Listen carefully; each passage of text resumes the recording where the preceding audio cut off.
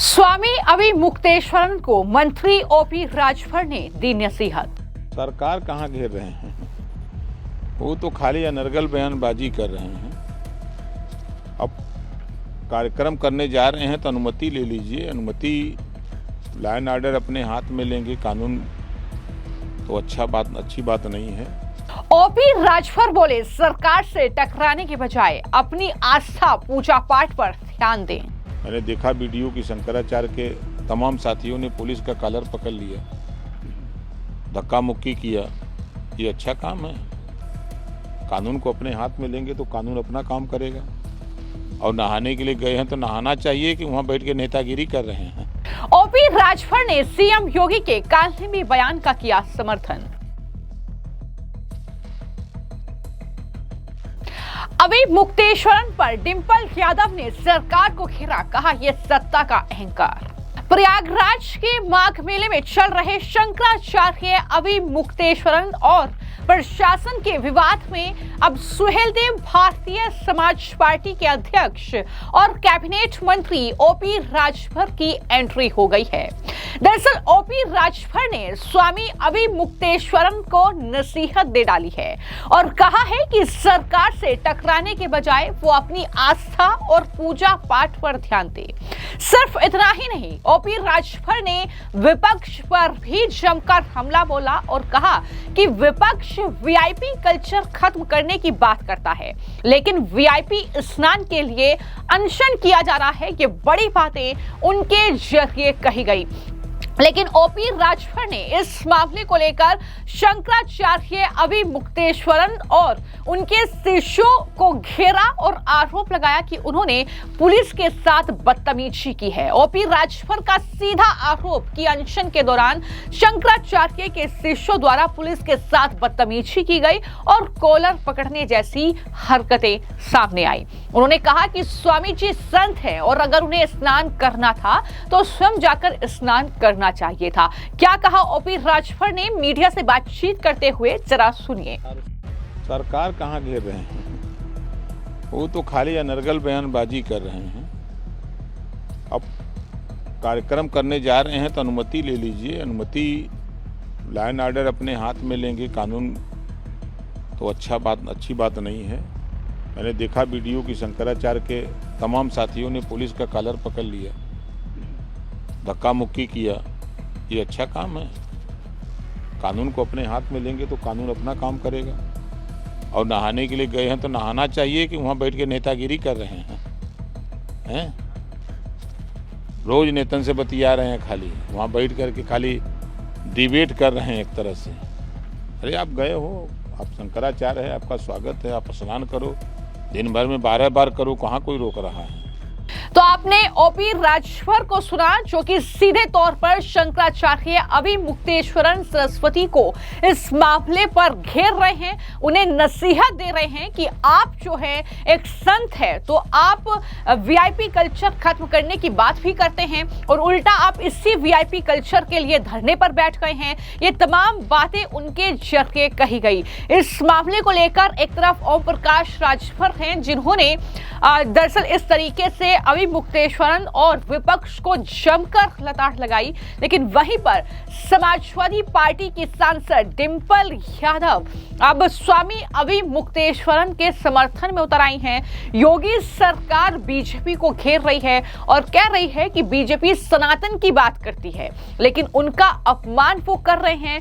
BJP के शीर्ष नेतृत्व को माफी मांगनी चाहिए। क्या कहा डिंपल यादव ने, किस तरीके से अखिलेश यादव की भाषा ही वो बोल रही हैं, सुनिए। नहीं, बहुत ही दुर्भाग्यपूर्ण घटना है।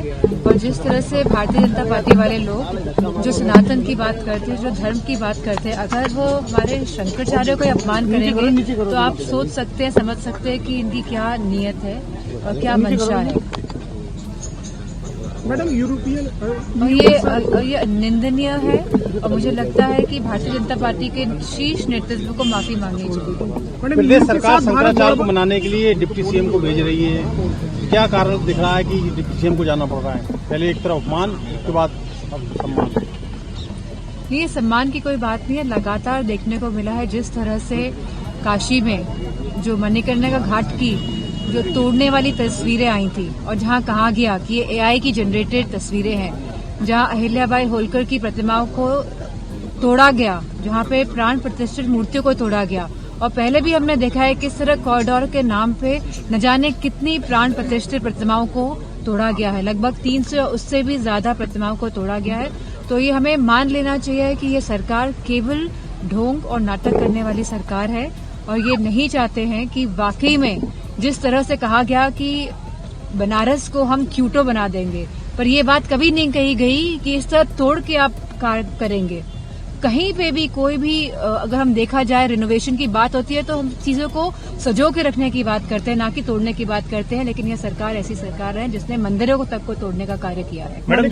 तो डिंपल यादव ने जिस तरीके से वो सनातन की बात कर रही हैं, अखिलेश यादव जो ये कह रहे हैं कि सनातन का जो है विरोध कर रहे हैं, बीजेपी के लोग सनातन का अपमान कर रहे हैं, हिंदुत्व का अपमान कर रहे हैं, अभी मुक्तेश्वरन के साथ ये तमाम चीजें करके। लेकिन लोग याद दिला रहे हैं कि एक तरफ तो 2015 में जब अखिलेश यादव की सरकार थी तो वाराणसी में इन्हीं अभी मुक्तेश्वरन पर लाठियां बरसाई गई, तो दूसरी तरफ डिंपल यादव के लुक को लेकर भी लोग कहीं ना कहीं कमेंट कर रहे हैं सोशल मीडिया पर, खासतौर पर एक्स हैंडल पर, और लिख रहे हैं कि डिंपल यादव तो सनातन की बात नहीं करे, क्योंकि सनातन धर्म में किस तरीके से पहनावा होता है एक शादीशुदा औरत का, किस तरीके से वो रहती है, दरअसल वो डिंपल यादव सीखें और तब जाकर सनातन की बात करें, ये कहीं ना कहीं उन्हें सलाह दी जा रही है। तो इस तरीके की बयानबाजी लगातार अभी मुक्तेश्वरन के मामले में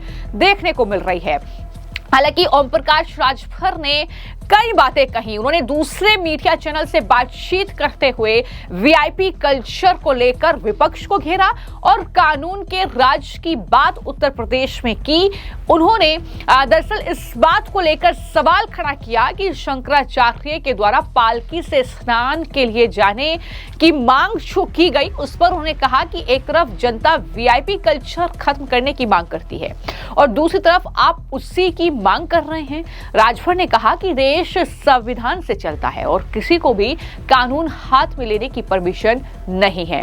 राजभर ने कहा कि अगर आप कहीं जाना चाहते हैं तो सिस्टम से परमिशन लेकर जाइए, बिना परमिशन कहीं भी घुस जाना और फिर सुरक्षा के लिए सरकार पर उंगली उठाना बिल्कुल गलत है। ये बड़ी बातें ओपी राजभर के जरिए कही गई है।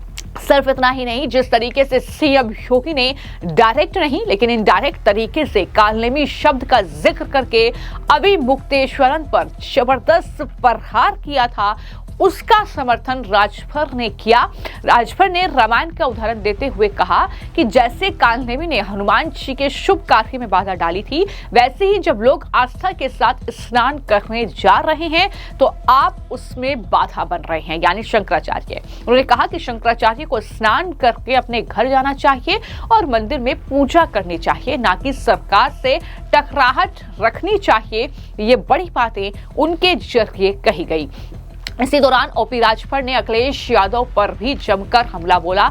उन्होंने कहा कि अब पीटीए का मतलब परिवार डेवलपमेंट अथॉरिटी बन गया है। इसके साथ ही एसआईआर के नाम पर वोट काटे जाने के आरोप पर भी तंज कसा। इतना ही नहीं, राजभर ने 85 लाख मृतकों के मुद्दे पर कहा कि उन्हें जिंदा करने की क्षमता सिर्फ अखिलेश यादव में ही है।